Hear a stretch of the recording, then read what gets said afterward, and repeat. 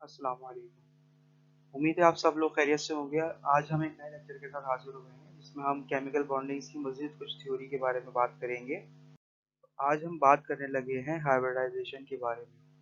तो हाइब्रिडाइजेशन का मतलब ये होता है कि जब दो या दो से ज़्यादा एटॉमिक ऑर्बिटल्स मिक्स होते हैं और उसके नतीजे में नए ऑर्बिटल्स बनाते हैं जिनका साइज, जिनकी शेप और जिनकी एनर्जी बिल्कुल बराबर होती है। तो इस फिनोमेना को हम हाइब्रिडाइजेशन कहते हैं।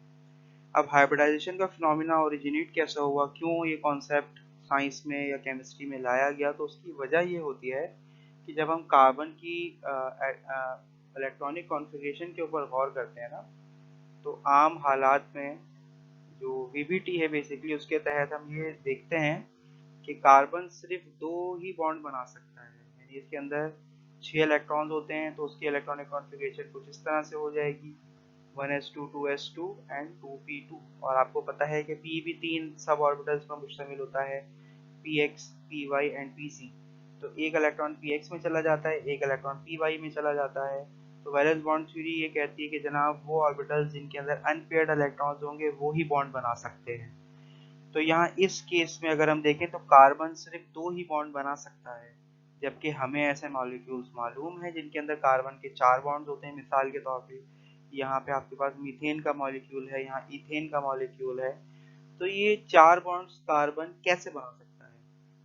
तो जनाब हमने ये देखा कि चलें ऐसा हो सकता होगा कि कार्बन सराउंडिंग से एनर्जी लेकर अपनी, यानी उसको इतनी एनर्जी मिल जाती है कि जो इसकी पेयरिंग एनर्जी से ज़्यादा होती होगी या बराबर होती होगी, तो ये स्पिन पेयरिंग टूट जाती है और इसका एक इलेक्ट्रॉन हायर एनर्जी लेवल यानी कि पी जेड में चला जाता होगा। आसान लफ्ज़ों में 2s2 का एक इलेक्ट्रॉन 2p z में चला जाता होगा, जिसकी वजह से 4 अनपेयर्ड इलेक्ट्रॉन्स मौजूद हो गए। इस तरह से कार्बन 4 बॉन्ड्स बना सकता है। अब यहाँ पे एक जो बात लोगों के सामने आई, एक जो बात कंफ्यूजन का शिकार रही, वो ये कि अगर ये कार्बन 4 बॉन्ड्स बनाता भी है तो इसमें 4 बॉन्ड्स बिल्कुल एक जैसे नहीं हो सकते, क्योंकि इसमें एक ऑर्बिटल जो है वो s ऑर्बिटल है और बाकी 3 ऑर्बिटल p ऑर्बिटल्स हैं। और आपको मालूम है कि s ऑर्बिटल की बॉन्डिंग और p ऑर्बिटल की बॉन्डिंग में बॉन्ड एनर्जी और बॉन्ड लेंथ दोनों का ही फर्क होता है। जबकि इसके बरक्स अगर हम मीथेन का मॉलिक्यूल देखें तो मीथेन के मॉलिक्यूल यानी CH4 के अंदर जो 4 बॉन्ड्स होते हैं कार्बन के, वो 4 बॉन्ड्स बिल्कुल एक जैसे होते हैं। तो यहाँ पे ये कॉन्सेप्ट लाया गया कि जनाब ये जो 4 ऑर्बिटल्स हैं, ये चारों ऑर्बिटल्स आपस में मिल जाते होंगे और मिलने के नतीजे में बिल्कुल सेम 4 ऑर्बिटल्स ही बनाते होंगे। तो ये 4 ऑर्बिटल्स बनाने के नतीजे में ये 4 बॉन्ड्स बना सकता है कार्बन। अब ये जो चारों बॉन्ड्स कार्बन बना रहा है, ये चारों बॉन्ड्स अगर इन हाइब्रिड ऑर्बिटल्स को इस्तेमाल करके बनाए जाएं तो वो बिल्कुल एक जैसे होंगे, क्योंकि ऑर्बिटल्स मिक्स्ड हो चुके हैं और चारों की एनर्जी, साइज और शेप बिल्कुल एक जैसा है। तो लिहाजा ये जो बनने वाले 4 बॉन्ड्स होंगे वो बिल्कुल एक जैसे होंगे। अब ये हाइब्रिडाइजेशन का फ़ायदा सबसे मेन ये होता है कि क्योंकि चारों बॉन्ड्स एक जैसे होते हैं तो मॉलिक्यूल स्टेबल हो जाता है। तो अगर ये चारों बॉन्ड्स एक जैसे ना होते बल्कि कार्बन हाइब्रिडाइजेशन किए बगैर अगर 4 बॉन्ड बनाता, तो इस बॉन्ड की एनर्जी कुछ और होती, इस बॉन्ड की एनर्जी कुछ और होती, इसकी एनर्जी कम होती, इसकी ज़्यादा होती। तो आसान लफ्ज़ों में मॉलिक्यूल अनस्टेबल होता। अगर ज़रा सी भी उसको कहीं एनर्जी मिलती तो ये बॉन्ड इसका टूट जाता और मॉलिक्यूल फिर अनस्टेबल हो जाता। तो हाइब्रिडाइजेशन की वजह से मॉलिक्यूल स्टेबल हो जाता है। अब अगर हम sp3 हाइब्रिडाइजेशन की बात करें, हाइब्रिडाइजेशन की कई टाइप्स हैं।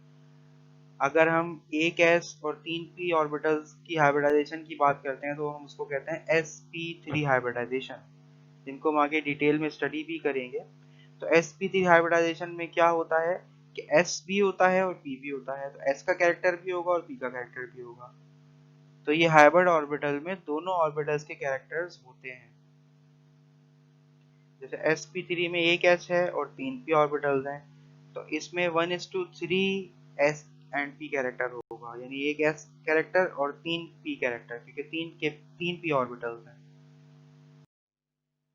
तो sp3 हाइब्रिडाइजेशन की ये हम थोड़ी सी फर्दर इलस्ट्रेशन मजीद देख लेते हैं कि sp3 में जैसे आपको मालूम है s स्फेरिकल ऑर्बिटल होता है, तो एक s और 3p जो आपके डम्बेल शेप के ऑर्बिटल्स हैं, ये जब मिलते हैं तो sp3 ऑर्बिटल्स बन जाते हैं ये।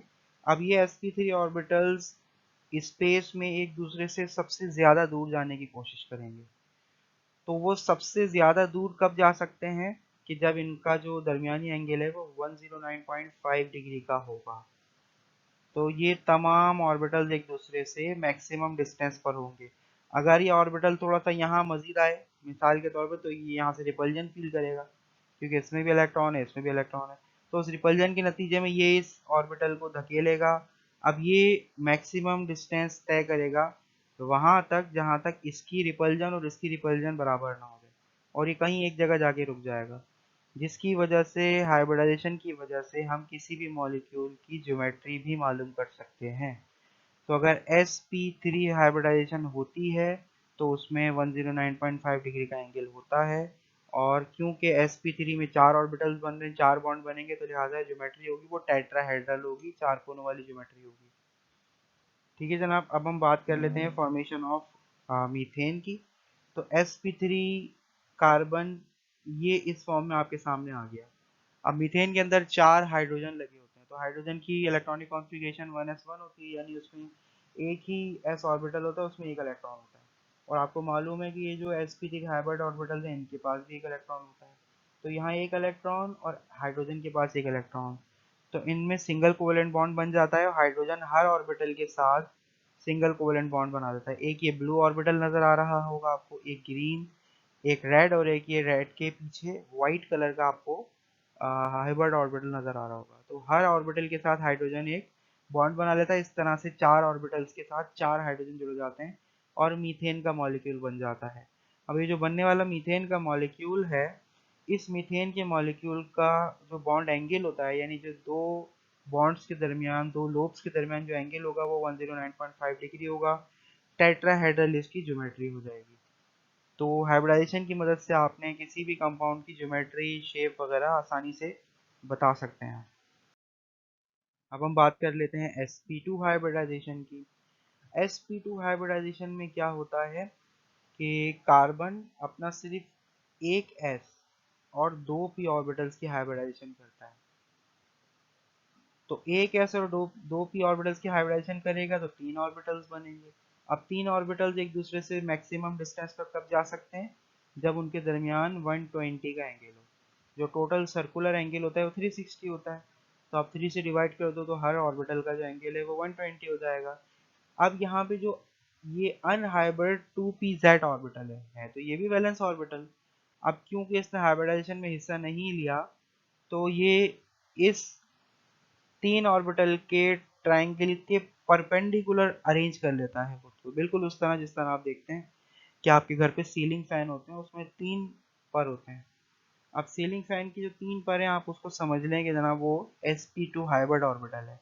और जो 2pz ऑर्बिटल है ना, ये उस पंखे की रॉड की तरह है जो ऊपर छत से लगी हुई है और पंखे के परों से नीचे की तरफ आ रही है। इस तरह से ये अपने आप को अरेंज कर लेता है।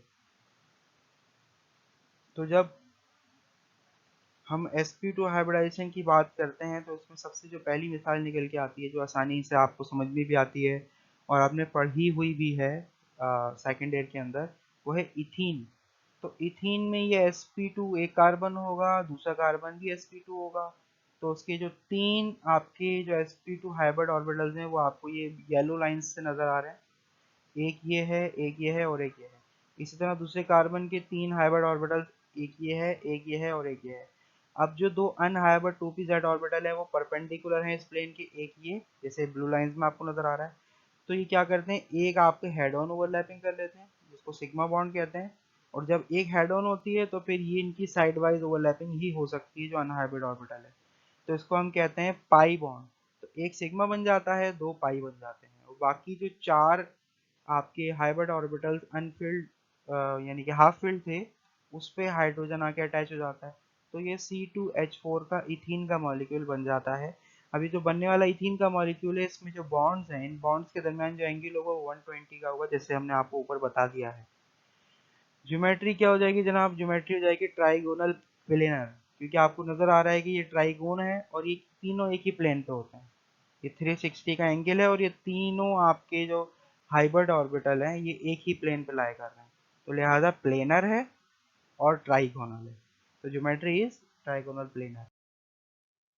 तो when we talk about sp hybridization, तो sp हाइब्रिडाइजेशन में कार्बन अपना सिर्फ एक s ऑर्बिटल यूज करता है और एक px ऑर्बिटल यूज करता है। py और pz परपेंडिकुलर होते हैं। अब अगर s और p ऑर्बिटल्स हाइब्रिडाइज्ड होंगे तो दो sp ऑर्बिटल्स बनेंगे। तो दो sp ऑर्बिटल्स बनने के नतीजे में क्या होगा जनाब कि ये एक दूसरे से मैक्सिमम डिस्टेंस पे कब जा सकते हैं, जब इनके दरमियान एंगल 180 का होगा। जैसे ये अगर हम sp हाइब्रिडाइज्ड ऑर्बिटल को समझे कि ये कार्बन है, इसका ये sp हाइब्रिडाइज्ड ऑर्बिटल है और दूसरा कार्बन है, इसका ये sp हाइब्रिडाइज्ड ऑर्बिटल है। अब जो ये 2py और 2pz ऑर्बिटल है हमारा, तो 2py इसका परपेंडिकुलर हो जाएगा, यानी इसका 90 डिग्री ऐसे हो जाएगा, और 2pz ऑर्बिटल 90 डिग्री कैसे होगा, वो थ्रू द स्क्रीन होगा, यानी ये तो ऐसे हो गया हॉरिजॉन्टल, ये वर्टिकल हो गया। अब 2pz ये जो आप क्रॉस में देख रहे हैं बेसिकली क्रॉस नहीं है, ये थ्रू कार्बन है, यानी आप जिस तरह से देख रहे हैं ना, आपकी नजरें फिर स्क्रीन तक जा रही हैं, स्क्रीन के अंदर से निकल के जा रहा है, ये इस तरह से 2pz हो जाएगा।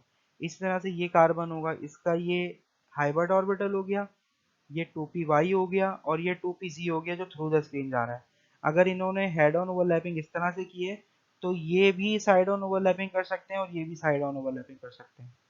तो साइड वाइज ओवरलैपिंग दो तरह से हो रही है यहाँ पे, और हेड ऑन ओवरलैपिंग एक तरह से हो रही है।